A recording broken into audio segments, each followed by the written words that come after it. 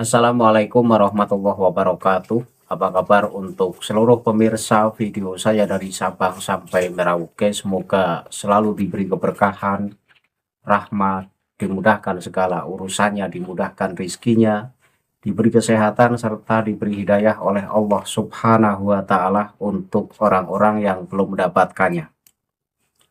Kali ini kembali saya akan mengomentari, mengkritisi sekaligus meluruskan bacaan ayat Al-Quran yang begitu familiar, yang seharusnya sekelas ulama yang di-branding sebagai ulama sufi dunia ini hafal, ternyata membaca ayat yang familiar saja salah.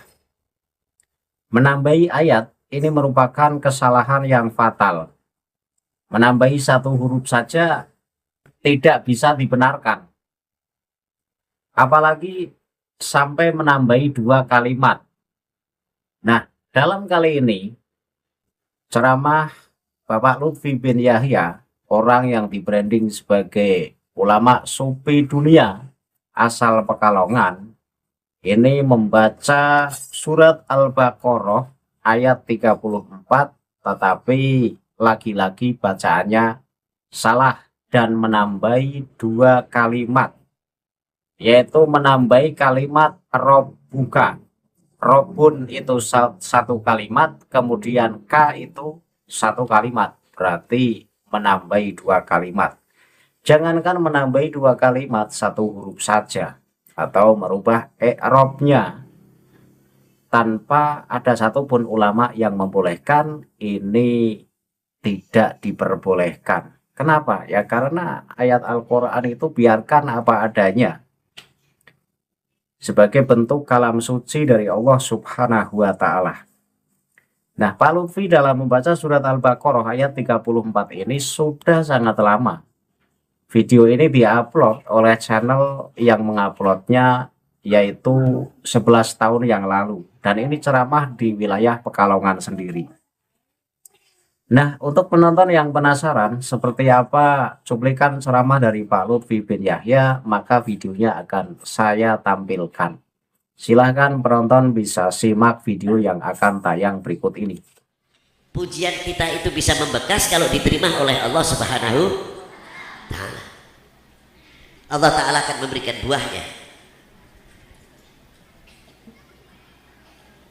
Rasulullah bagaikan lautan, bukan bagaikan lagi lautan yang tidak bertepian, bahru rahmatillah, lautan rahmatnya Allah Subhanahu wa Ta'ala. Pujian-pujian Allah Subhanahu wa Ta'ala kepada Rasulullah luar biasa. Bahkan asma'nya Allah Ta'ala saja diberikan kepada Rasulullah. Kultus, mitos. Untung panjenengan dan kita semuanya orang didedekake menangi nang zamannya Nabi Allah Adam. Karena nang zamannya Nabi Allah Adam durung diturunake ning donya. Kita hidup di zaman itu, waduh.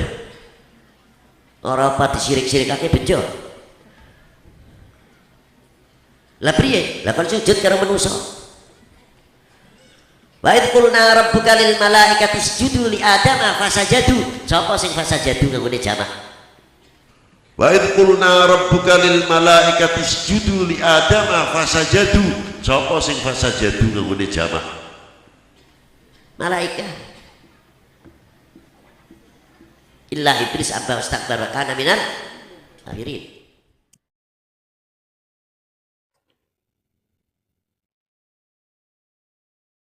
Nah, baru saja kita saksikan cuplikan ceramah Pak Lutfi bin Yahya, itu dalam rangka Isra Mi'raj sepertinya. Karena Pak Lutfi lagi membahas tentang pentingnya kita selalu mengingat Rasulullah, menghargai jasa-jasa Rasulullah. Kemudian tak lupa kita untuk selalu menghaturkan sholawat kepada Rasulullah.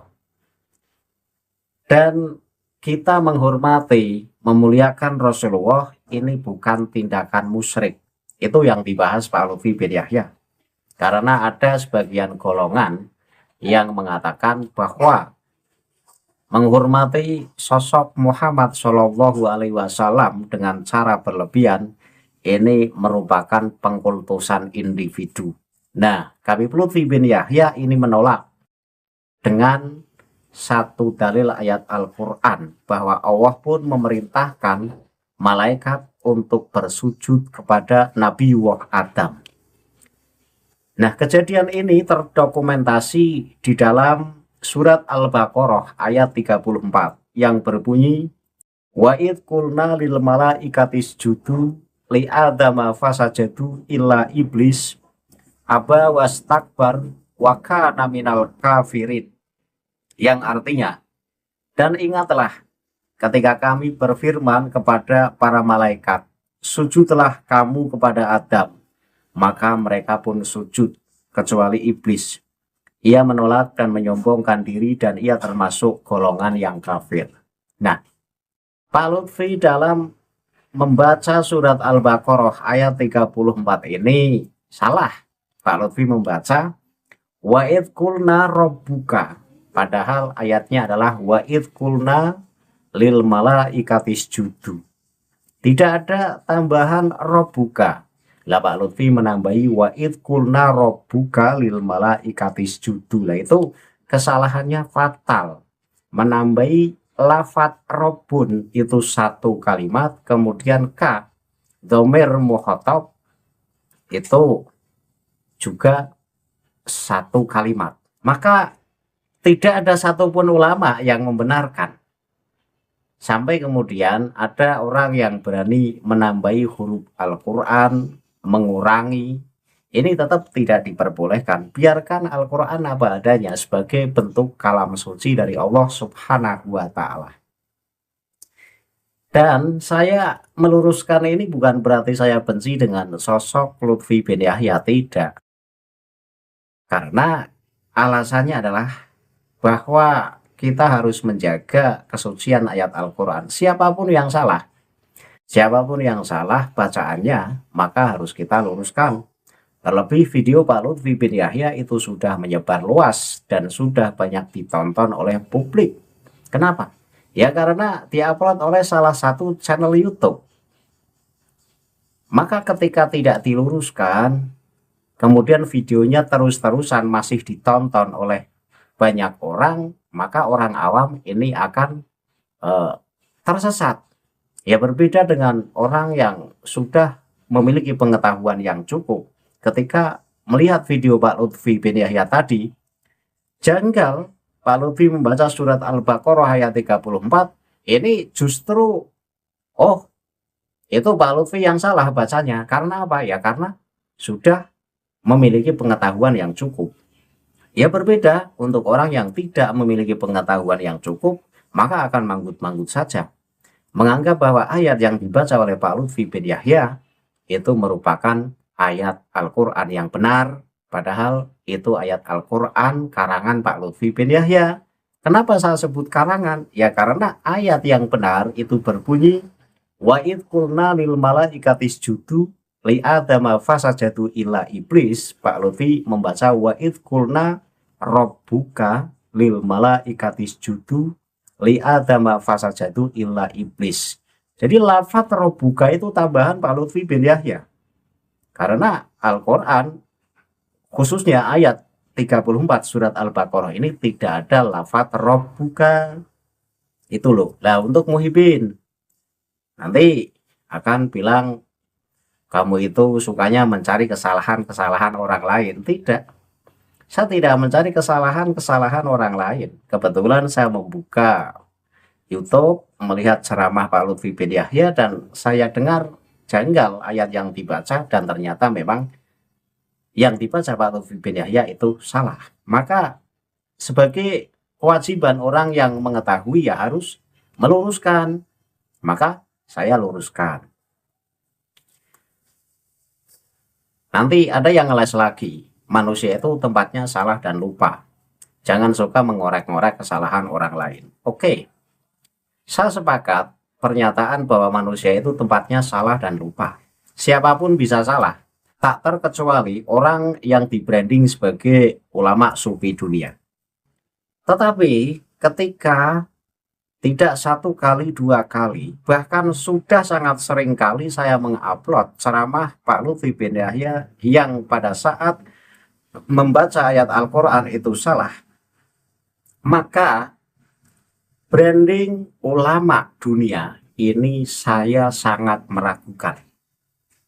Sekelas orang yang punya branding ulama dunia tentu sudah lihai, artinya sudah apalah ayat-ayat Al-Quran atau hadis-hadis yang populer, karena ulama, terlebih lagi seorang penceramah. Setiap kali diundang ceramah akan tidak lepas dari pembacaan ayat Al-Quran atau pembacaan hadis. Tapi ya, kalau kita menengok ceramah-ceramah Pak Lutfi bin Yahya, ini seringkali memunculkan bacaan-bacaan yang salah.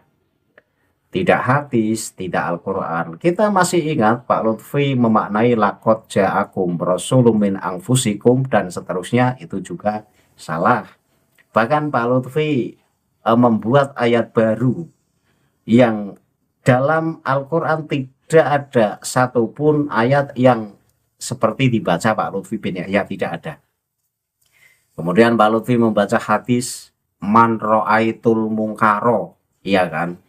Padahal kan hadis yang benar kan man ra'a minkum mungkaro fal yughayyirhu biyadihi. Nah, dari banyaknya Pak Lutfi bin Yahya baik membaca ayat Al-Quran ataupun hadis salah, maka saya serahkan kepada penonton. Apakah orang yang tidak satu kali, dua kali salah dalam membaca ayat Al-Quran ataupun hadis ini masih layak disebut sebagai sabqul lisan dan masih akan tetap ngotot branding ulama dunia ini tetap dipertahankan untuk Pak Lutfi bin Yahya? Ya, yang tidak punya branding ulama dunia saja kan jarang sekali ketika membaca ayat Al-Quran salah, ketika membaca hadis salah. Lah ini Pak Lutfi sering-sering banget membaca ayat Al-Quran salah. Nah, ketika kesalahan itu sudah ditemukan publik, sudah diluruskan, nah yang bersangkutan ini kan diam saja. Seharusnya sekelas ulama ketika salah dalam membaca ayat Al-Quran, kemudian ada yang meluruskan, berterima kasihlah. Tapi kan tidak. Untuk Muhyiddin ini justru terkesan menyalahkan orang yang meluruskan. Muhyiddin kan nyuruhnya, kalau mau meluruskan datang saja ke rumah Pak Lutfi bin Yahya, ngomong secara berhadapan. Ya tidak begitu. Kenapa? Ya karena video Pak Lutfi bin Yahya ini sudah terupload dalam sosmed dan ditonton oleh masyarakat luas. Nah, ketika kesalahan itu, kesalahan yang sudah menyebar luas, ya maka pelurusannya pun melalui sosmed juga dan biar ditonton secara luas sebagai pengimbang atau pembanding. Itu loh. Jadi Muhyiddin ini sukanya kan menang sendiri. Tidak terima ketika junjungannya dikoreksi, kemudian ditemukan beberapa kesalahannya, kemudian kesalahannya diluruskan, ini Muhyiddin gak terima. Kan aneh. Jadi sekelas Pak Lutfi bin Yahya ini seakan-akan dalam pandangan para muhibbinya ini harus lolos dari segala salah. Kalaupun salah, nanti akan ngeles. Maklumlah, manusia tempatnya salah dan lupa. Atau kalau Muhyiddin yang koclok, itu akan bilang, kamu belum levelnya. Apa yang dibaca Pak Lutfi bin Yahya itu menandakan kewalian Pak Lutfi bin Yahya. Kamu belum sampai pada pelajaran seperti apa yang dibaca Pak Lutfi bin Yahya. Itu kalau Muhyiddin koclok akan bilang begitu. Jadi tidak ada benar-benarnya orang yang cinta buta kepada salah satu sosok, termasuk orang yang mencintai Habib Lutfi bin Yahya dan menganggap bahwa Habib Lutfi bin Yahya merupakan dzurriyyah Rasulullah. Ini ketika disalahkan tidak terima. Para muhibbinya ini tidak terima. Akan memframing, akan ngeles, bahkan akan membela mati-matian. Kalaupun sudah tidak ada cara untuk membenarkan kesalahannya, ya dia akan bilang, kamu itu sukanya ngadu domba para ulama. Kan begitu Muhyiddin. Nah, kita itu sportif saja. siapapun yang salah, karena ini berkaitan dengan kajian ilmu, terlebih yang dibaca itu adalah ayat Al-Quran, maka tidak memandang siapa yang membaca. Salah ya katakan salah. Harus diluruskan, biar kesalahan itu tidak berlarut-larut dan menyebar, ditonton oleh publik secara luas. Itu loh. Nah, itu saja yang bisa saya sampaikan. Pada kesimpulannya adalah, saya ini sudah sangat sering banget menampilkan kesalahan-kesalahan Pak Lutfi bin Yahya dalam membaca ayat Al-Quran.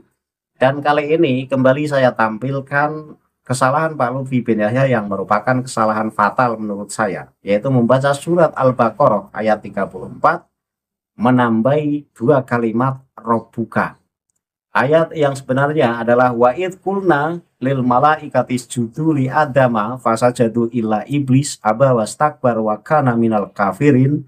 Pak Lutfi membaca wa'id kulna robbuka lil malaikati isjudu. Ada tambahan robbuka.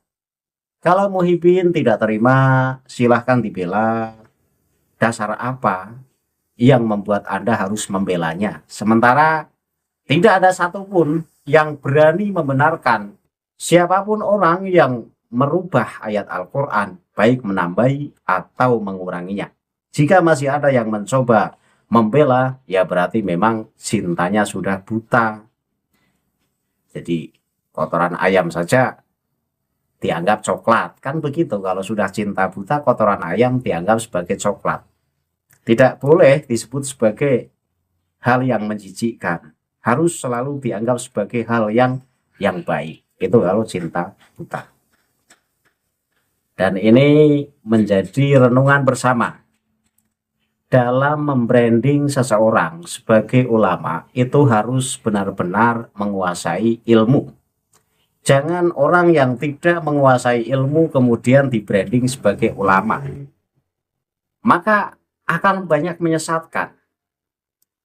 Dan akan sangat memalukan. Ulama itu kan gudangnya ilmu. Lah ulama kok justru sering salah dalam menyampaikan ilmu itu, ya keulamaannya perlu diragukan. Dan memang harus diuji. Kita boleh suudzon dalam rangka meneliti apakah seseorang itu benar-benar ulama atau ulama gadungan. Ya sekelas profesor saja kan harus kita teliti apakah dia itu benar-benar profesor atau tidak. Jangan-jangan nama yang disematkan, gelar yang disematkan dalam namanya profesor, itu adalah profesor gadungan. Maka tidak ada salahnya ketika kita meneliti, mengoreksi apakah itu profesor beneran atau tidak. Jika keilmuannya itu memang benar-benar mumpuni dan layak disebut sebagai profesor, dan memang sudah benar-benar mendapat gelar profesor, ya berarti itu profesor beneran. Nah, tapi ketika seseorang yang ngajinya sering salah, pengetahuannya minim, ceramah di mana-mana pembahasannya sama. Kita bisa melihat ceramahnya Pak Lutfi bin Yahya, di mana-mana itu hampir itu saja pembahasannya. Sekali membaca ayat Al-Quran salah, maka di tempat lain pun ayat itu pun akan dibaca salah pula. Nah, itu kan berarti modal hafalan. Kalau memang orang yang benar-benar memahami grammar, tata bahasa, misalnya, oke lah, dalam satu tempat membaca ayat Al-Quran keliru. Tetapi ketika ayat Al-Quran itu dibaca di tempat yang lain pun, maka tidak akan keliru. Nah ini kan, setelah membaca ayat Al-Quran keliru di tempat yang satu, nanti ketika dibawa ke tempat yang lain dalam rangka ceramah pun akan tetap salah juga. Itu penonton bisa meneliti. Ceramah-ceramah Pak Lutfi bin Yahya sekali membaca ayat Al-Quran itu salah, nanti di tempat lain ceramahnya pun salah ketika membaca ayat yang salah itu. Nah itu kan berarti bukan sabku lisan. Memang modal awal hafalan, kemudian ya pahamnya itu saja, bacaannya ya menganggap bahwa apa yang dibaca itu sebagai hal yang benar, padahal salah dalam menghafalkan. Itu loh. Jadi orang yang tidak layak disebut sebagai ulama, ya jangan disebut sebagai ulama. Karena sebutan ulama itu adalah gelar kehormatan. Orang yang benar-benar menguasai ilmu. Dan orang yang menguasai ilmu itu sudah melalui proses uji yang berat. Sudah mencari ilmu, menuntut ilmu dengan menguras waktu, menguras tenaga, menguras pikiran. Nah, orang yang tidak pernah menuntut ilmu dengan cara bersungguh-sungguh, kemudian tiba-tiba nongol dan di branding sebagai ulama dunia, sementara mereka yang benar-benar ulama itu tidak ditonjolkan keulamaannya. Nah, ini kan menipu publik namanya. Maka kita harus berani menolak. Yang tidak layak disebut sebagai ulama, ya jangan disebut sebagai ulama. Kenapa? Ya kasihan, umat akan banyak tersesatkan itu loh.